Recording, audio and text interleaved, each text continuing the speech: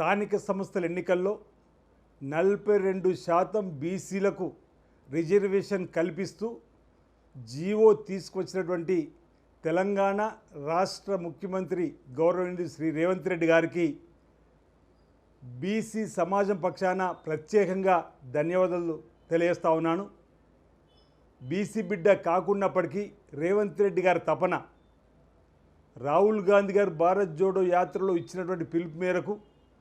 BC కులగణన జరిపి 56% పైన ఉన్నదని లెక్క పక్కాగా తేల్చి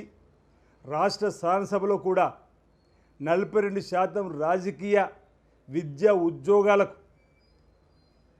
రిజర్వేషన్ కల్పించాలని చట్టాన్ని తయారు చేసి కేంద్ర ప్రభుత్వానికి పంపిస్తే కేంద్ర ప్రభుత్వం బీసీల పక్షాన నిలబడకుండా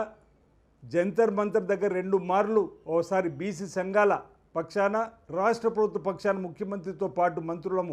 మంత్రులు ఎమ్మెల్యేలు ఎంపీలందరూ నిరసన వ్యక్తం చేసిన నోటి కాడికి వచ్చిన బుక్కను ఎత్తగొట్టకండని బీజేపీ కేంద్ర ప్రభుత్వాన్ని కోరినప్పటికీ పీసీ అధ్యక్షుడు మహేష్ కుమార్ గౌడ్ నాయకత్వంలో బీసీ సంక్షేమ శాఖ మంత్రులు మహేష్ కుమార్ గౌడ్ నాయకత్వంలో